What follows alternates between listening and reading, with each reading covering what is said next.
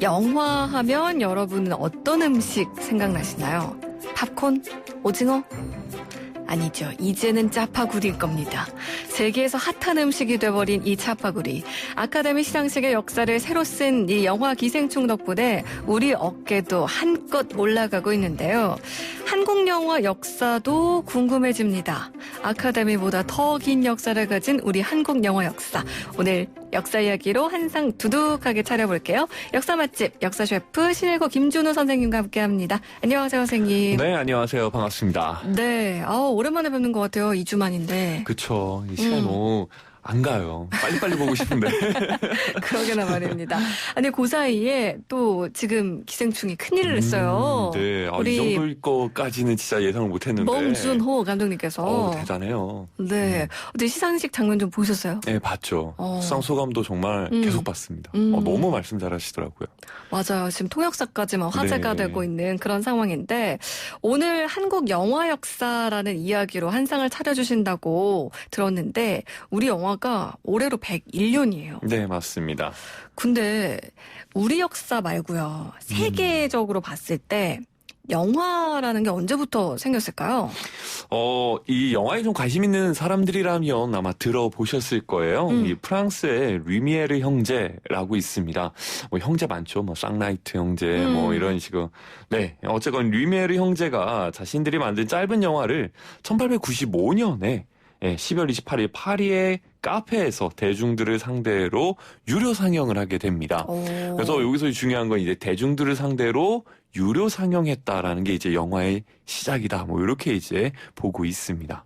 그럼 이때도 뭐 카메라로 촬영을 하고 네. 뭔가 상영이 됐다는 거잖아요. 네. 1895년. 정말 생각보다 역사가 정말 긴데요. 그러면 우리 한국의 최초 영화는 어디에서 상영이 됐을까요? 아까 말씀드렸듯이 한국 영화 이제 101주년이다 이렇게 얘기하는데요. 네. 시작은 1919년입니다. 네, 그러니까 작년이 100주년이었죠. 네. 1919년 연극과 영화가 결합된 연쇄극인 의리적 구토를 이제 시작으로 보게 되는데요. 네. 단성사라는 극장에서 이제 1919년 10월 27일 날 이제 상영을 하게 됩니다. 네, 그래서 요거를 기점으로 영화의 날 를 이제 10월 27일로 잡게 됩니다. 이 최초의 영화 의리적 구토 어떤 내용일지 그리고 어떤 형식이었을지 이걸 어떻게 제작했을지 막 이런 거 너무 궁금한데 좀 알 수 있을까요? 네, 요게 이제 현재 필름은 남아 있지 않고요. 안타깝게도. 근데 이게 100% 영화는 아닙니다. 이 연극과 영화의 결합이라 해가지고 연극을 하는 도중에 천장에서 흰 천이 내려와가지고 네. 영상이 상영이 되는 겁니다. 근데 자료화면처럼 그쵸. 근데 그 영상은 말이 안 나오죠. 무성입니다. 그냥 네. 영상만 나오는데 그 영상도 연극과는 크게 관련이 없는 영상들이 좀 나옵니다. 뭐 대표적으로 나오는 영상이 한강철교, 뭐 장충단, 네. 청량리, 남대문, 그리고 전차, 자동차 뭐 이런 장면들이 이제 짧게 상영이 됐었는데 요것을 이제 최초의 영화 상영, 그러니까 우리나라 사람이 만든 최초의 영화 상영이라고 하고요. 네. 그래서 말도 안 나오고 그냥 움직이는 사진이다 해가지고 당시에는 영화를 활동 사진이다 이렇게 이제 불렀습니다. 그렇군요. 네. 그러면요 지금 말씀하시는 거 보면은 이제 연극을 하다가 뭔가 장면 전환이나 어떤 시간적 변화가 필요할 때 그런 이제 장치를 썼었던 것 같은데 네. 그 전에는 영화라고 불릴 만한 것들이 없었을까요? 방금 말씀드린 건 우리나라 사람이 제작한 영화, 요걸 이제 기점으로 삼는 거고요. 네. 그 전에 영화는 상영이 되었습니다. 네. 그러니까 우리나라 사람이 만든 건 아니지만 네. 상영은 됐었는데요. 영화 자체는 있었다는 거죠. 그렇죠. 네. 공식적인 기록을 찾아보면 뭐 논쟁은 좀 있지만 보통은 1903년 6월에 상영된 것으로 보고 있습니다. 이게 상영이 좀 흥미로운 게요. 이 상영 주체가 철도회사입니다. 네, 전차를 우리나라에 1899년에 개통을 하는데 네. 이 미국인 콜브란이 이제 주가 돼가지고 개통을 하거든요. 근데 우리나라 사람한테 이 전차 인식이 좋지 않았어요. 네, 특히 이제 최초의 교통사고라 해야 될까요? 이 전차에 치여서 어린아이가 죽고 막 이런 일들이 벌어지니까 너무 민심이 좋지 않아서 이걸 조금 환기시키기 위해서 예, 그 당시 미국에서도 있었던 그 영화를 이제 이쪽에서 상영을 좀 해서 이제 좀 관심을 끌어보자라는 네. 의미로서 동대문 쪽에서 처음 상영이 됩니다. 그래서 동대문 안에 있던 전기회사 기계창이라는 곳에서 이 활동 사진이 이제 상영이 되었었던 것, 요게 이제 최초의 영화 상영이라고 우리는 이제 알려져 있습니다. 그때도 그럼 사람들이 뭐 돈 내고 가서 영화를 그쵸, 보고 돈 내고 그렇게 가서 했었던 봤죠. 거고요. 네. 영화관이라는 것 자체가 일단은 존재를 했었던 거네요. 음. 그러면은 그 움직이는 영상을 이제 사람들이 볼 거 아니에요. 네. 그동안은 연극처럼 사람들이 직접 나와가지고 이렇게 하는 걸 보다가 그쵸. 뭔가 실제 사람은 존재하지 않는데 저 화면 속에서 사람들이 막 움직인다. 이거 사람들이 보고 관객들의 반응이 어땠을까도 궁금하거든요. 엄청 신기했다라는 겁니다. 말도 안 나오고 그냥 영상, 예를 들어 기차가 이렇게 쑥 들어오고 있는 영상이에요. 네. 근데 그걸 보고 저 기차가 나한테 오고 있어 해가지고 깜짝 놀라서 피하는 사람도 있었고 네. 사람들이 나와서 인사를 하면 앉아있던 관객들이 또 일어나서 인사도 해주고 네. 나한테 인사를 하네? 그럼 나도 네. 인사해야지 뭐 이런 것들. 네. 네, 이러면서 사람들이 굉장히 신기했다라고 이제 기록이 나와 있습니다. 그렇군요. 지금 제일 처음에 그런 영화가 상영된 곳은 기계창이라는 네. 전기회사라고 하셨는데 지금은 뭐 동대마다 멀티플렉스 극장이 정말 많잖아요. 많죠. 뭐 브랜드들도 많고 네. 또 그냥 개인 독립 극장들도 많은데 예전에는 이렇게 많지 않았을 거고 최초의 상설 영화관이라고 할까요? 그런 것도 어디 있었을까요? 네, 최초의 상설 영화관, 정말 영화만 상영하는 곳이라고 했을 때 1910년으로 거슬러 올라갑니다. 네. 이 1910년 일본인에 의해서 이제 종각 부근에 세워진 고등연예관이라고 하는 곳이 이제 최초의 상설관이라고 보고 있습니다. 네. 당시 무성 영화이기 때문에 당연히 변사 들어보셨죠? 네. 해설사죠, 해설사. 네. 이 변사가 존재하는데요. 이 영화관이 일본인이 세워서 일본인을 위해서 이제 상영을 한다라고 했어도 우리나라 사람들도 가서 볼 수 있었거든요. 네. 그러다 보니까 그 당시 변사는 두 사람이 일본말로 해설하고 우리말로 해설하고 이런 식의 이제 공동 해설이 존재했다라고 나와 있습니다. 지금으로 치면은 이제 화면에 자막이 없는 경우 말로 이렇게 더빙해 주는 것처럼 네네네. 그런 경우인데 시대극 보면은 이 변사가 가끔 나오기도 합니다. 이게 언제부터 언제까지 활동을 했을까요? 무성영화 시기였겠죠? 그렇죠. 그래서 아까 얘기했듯이 1910년부터 시작이 됐으니까 변사는 1910년부터 존재하고요. 초창기 변사 같은 경우에는 영상 이전에 이제 해설을 합니다. 그러니까 영화가 시작되기 전에. 네, 이러이러한 영화고 이런 뭐 내용이 나오고 뭐 이런 식으로 이제 해설을 하고 영상이 나왔는데 네. 가면 갈수록 영상이 길어지고 이 스토리가 이제 재밌어지는 스토리가 나오기 시작을 하면서 중설로 들어와요. 그러니까 변사가 중간중간 계속 얘기를 해줍니다. 네, 대사처럼 얘기해주고. 근데 아까 얘기했듯이 일본인 변사와 우리나라 사람 변사가 이 둘이 같이 들어가면 이게 되게 늘어지잖아요. 네. 네, 그러다 보니까 변사는 존재하는데 이제 나뉘기 시작을 하는 거예요. 그래서 우리나라 사람을 대상으로 하는 영화관이 생기기 시작을 하고 네. 일본인들만을 대상으로 하는 영화관이 이제 분리되기 시작을 합니다. 네, 그러다가 이제 1935년 유성영화, 발성영화가 나오기 시작을 하면서 네. 변사의 시대는 점점 이제 내리막길을 타게 되었죠. 그렇군요. 그러면 이제 우리 한국 사람, 뭐 조선인이라고 해야 할까요? 네네네. 사람들이 가서 보는 영화관, 일본인들이 가서 보는 영화관 이렇게 좀 나뉘게 되면은 어떤 뭔가 뭐랄까요? 거기에서 오는 뭔가 뭐 차이점이랄까요? 이런 것들도 있었을까요? 일단 그 우리나라 영화관 하면 가장 대표적인 영화관 하면 우미관 들어보셨나요? 아니요. 이 우미관 하면은 예전에 이제 장군의 아들 이 김두한의 이제 주 무대인 종로 지역의 대표적인 곳이 그 네. 우미관이거든요.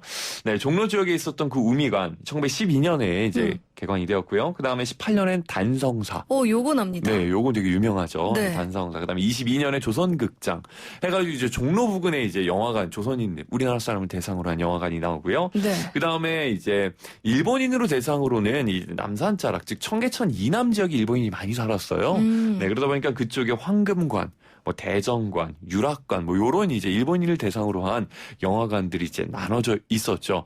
근데 이제 아무래도 일제강점기 시기다 보니까 민족 감정들이 나올 수밖에 없어요. 네. 그래서 영화를 보다가도 이제 영화 내용에 따라서 이제 일본인 관객과 우리나라 관객들이 이제 좀 약간 대비를 이루는 이런 모습들이 있는데요. 네. 뭐 예를 들면 예전에 초기 영화 중에 권투 대 유도의 대항시합이라고 하는 영화가 있었어요. 그러니까 권투랑 유도를 뭔가 그냥 서로 싸우는 거죠. 네. 네, 그랬을 때 권투는 주로 서양 선수고 유도는 일본 선수일 거 아니에요. 네. 네, 그러면 이제 우리나라 관객들은 서양 권투 선수를 응원을 하고 그다음에 일본 관객들은 유도 선수를 응원을 하는 거예요. 네. 네, 그러다가 결국 유도 선수가 이긴 걸로 결말이 나거든요. 네. 네, 그러면 이제 서로 흥분해가지고는 말도 안 돼 하면서 이제 일본인 관객들과 이제 난투극을 벌이는 이런 일들도 영화 끝나고 나서도 그렇죠, 벌어지는 거죠.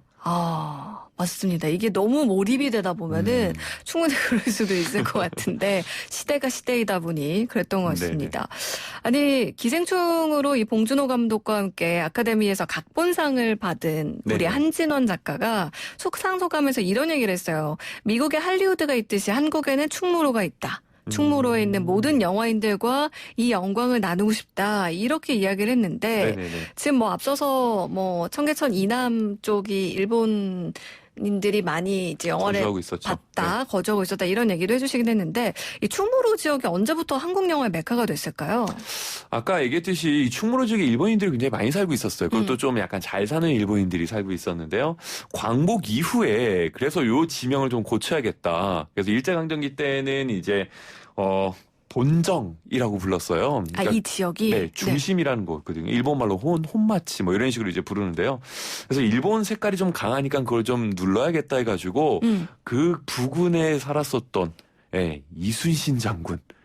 이제 호를 따가지고 충무공 이순신에서 충정로라고 이름을 짓게 충무로. 되는 겁니다. 네, 충무로, 네. 죄송해요. 충무로라고 충무공 이순신 이게 호를 따서. 네. 그래서 이 일본인의 그런 기운을 좀 누르라는 의미가 좀 있었고요. 이 충무로랑 그 다음에 그 부근에 이제 종로의 영화관들이 굉장히 많으니까 네. 이 영화를 이제 추이를 잘 지켜보기 위해서 광복 이후에 이쪽 지역에 영화관도 많이 개관이 되면서 이쪽에 영화 제작소들도 많이 위치해 있게 되는 겁니다. 네. 그래서 이제 피카디리 1960년에 개관을 하고요. 네. 대한극장 1958년에 개관을 하고요. 서울극장 1964년, 뭐 국도극장, 뭐 명보극장, 뭐 스카라극장, 네, 이제 종로랑 충무로 일대 많은 이제 극장들이 개관이 네. 되죠. 그러다 보니까 영화 제작소들 많이 모이게 되고요. 영화 제작소가 있다 보니까 그 주변에 또 딸린 사업들이 또 많이 들어오게 됩니다. 그래서 협력해야 되는 현상소, 뭐 기획사, 인쇄소, 그 다음에 이제 영화 배우를 꿈꾸는 사람들이 이제 프로필 사진 찍어줘야 되니까 네. 사진관, 그 다음에 영화 전단지를 이제 인쇄해야 되는 이제 인쇄소, 이것도 이제 다 충무로 쪽에 이제 몰리게 되는 일들이 벌어지게 된 것이죠. 네, 그렇군요. 이렇게 또 충무로가 우리 한국 영화의 메카가 됐는데, 지금은 사실 충무로가 그 당시에 비해서는 약간은 네. 퇴색이 됐다고 해야 될까요? 약간 맞아요. 그렇게 핫하진 않잖아요. 극장들도 많이 죽었죠. 아까 얘기했던 극장들 중에 많은 극장들이 이제 2000년 초반쯤에 대부분 문을 닫았었고요. 네. 영화 중심지도 이제는 강남 쪽으로 많이 옮겨갑니다. 1990년대에 들어서 가지고는. 그래서 이제 충무로는 약간의 좀 상징적 의미가 강하게 남아있는, 그래서 이제 영화에 아무래도 역사가 담겨 있다 보니까 그것을 이제 보존하려고 하는 그런 이제 움직임들이 많이 보이는 현상으로 이제 나오고 있습니다. 네. 다시 일제강점기 시대로 조금 넘어가서 옛날 네. 얘기를 좀 더 들어보면요. 뭐 아까 변사도 있었다 이런 얘기도 해주셨는데 그 당시 최고 인기 영화 뭐 좀 소개해 주실 만한 것도 있을까요? 아무래도 오늘날 이제 봉준호 감독의 기생충에 이제 영감을 받아서 이 코너를 준비해봤는데요. 네. 일제강점기 때에도 정말 유행했었던 영화 하나 소개를 하자면 1926년에 이제 개봉했던 춘사 나은규 감독의 아리랑이 굉장히 유행을 많이 했습니다. 네, 지금 청취자분들도 나영구 감독의 아리랑 문자로도 많이 보내주셨거든요. 그쵸? 네, 이게 이제 감독을 하긴 했지만 주연 배우로도 열연을 했었습니다. 네. 네, 그리고 이때는 무성 영화였고요. 그러다 보니까 이제 흑백 무성 영화로서 이제 변사들이 이제 이걸 또 해설을 하죠. 이 영화 시작할 때 변사가 해설을 하는데 이 변사의 말도 그 당시에 이제 감시하는 경찰이 있느냐 없느냐에 따라서 이 해설이 좀 달라집니다. 네, 감시하는 경찰들이 있다. 그랬을 때는 이제 첫 시작을 서울 뭐 전문학교에 재학 중 철학을 연구하다가 미쳤다는 뭐 이런 식으로 이제 시작을 하는데요. 네. 감시하는 경찰이 없다? 자, 그러면 이제 말이 좀 바뀝니다. 서울 모 전문 학교에서 철학 공부를 하다가 3.1운동의 충격으로 미쳐버린 이런 식으로 이제 3.1운동이 딱 그쵸, 들어가고 안 들어가죠. 들어가고. 네. 그러니까 약간의 민족성이 이제 변사의 이제 대사로 인해 가지고 이렇게 가미가 되는 것이죠. 네. 줄거리를 잠깐 얘기하자면 아까 미쳐버린 이 주인공이 영진입니다. 네. 네, 나홍규 감독이 이제 주인공을 했었던 그 영진 역할이고요. 이 영진의 이제 여동생 영희가 존재합니다. 그리고 영진의 절친 현구가 존재하고요. 네. 그런데 이제 악역을 담당하는 사람도 있어야겠죠. 네, 기호라고 하는 머슴이 있습니다. 이 기호라는 머슴이 이제 영희를 이제 겁탈하려고 하는 네. 이 장면이 이제 마무리 쪽에 나오는데요. 그쪽에 있어서 오빠였던 영진이 미쳤잖아요. 네. 희죽희죽 웃고 있다가 어떤 환상을 봐요. 그 환상을 보고 이제 정신을 차려보니까 자신이 낯을 들고 이제 기호를 죽인 거죠. 아, 자기 네. 여동생을 겁탈하려는. 네네. 그 기호를 죽이게 되면서 그 피를 보자 정신을 차리게 됩니다. 네. 이 정신을 차리게 되면서 이제 마지막에 또 변사가 해설을 하죠. 여러분, 웃음으로 나를 보내주십시오. 여러분이 우시는 걸 보면 나는 참으로 견딜 수 없습니다.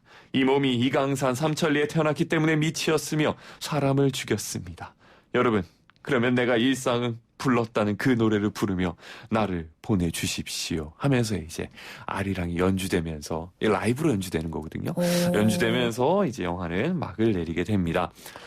여기서 이제 중요한 대사죠. 이 몸이 이강산 삼천리에 태어났기 때문에 미쳤다라는 거예요. 네. 일제강점기 시기 미치지 않고는 살 수 없었던 그 현실. 네, 그래서 이 영화 끝날 때 이 관객들의 반응이죠.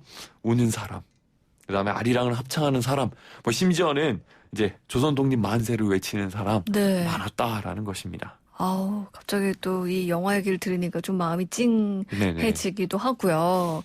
아, 서양보다 우리 영화 역사는 짧지만 세계인들에게 이렇게 또 우리 영화가 사랑받는 걸 보면 정말 자랑스럽고 앞으로 또 어떤 작품들이 더 세계에 퍼져나갈지 기대가 되고 그렇습니다. 네, 일제강점기 시기 때 그 힘든 시기. 그럼에도 불구하고 이제 영화를 꿋꿋이 제작해오면서 지금까지 영화 역사를 발전시켜온 이 시간들이 있었기 때문에 오늘날 이렇게 한국 영화가 좋은 또 소식이 들려오는 또 발전되는 모습이 보이지 않는가 이렇게 생각을 합니다. 네. 7582 청취자님께서 봉준호 감독의 외할아버지가 소설가 구보씨의 일기를 쓴 박태원 작가로 알고 있습니다. 딸들 데리고 영화 보는 게 취미였다고 하던데 1930년대쯤일 테니까 우미관, 단성사 이런 데 갔었겠죠. 그렇죠. 막 이렇게 보내주셨는데 아, 참 봉 감독도 그 영화 쪽 피가 쭉 흐르는 네. 그런 사람입니다. 역사 맛집 오늘은 우리나라 영화 역사와 함께했습니다. 김준우 역사 선생님과 함께했어요. 선생님 오늘 말씀 고맙습니다. 네, 감사합니다.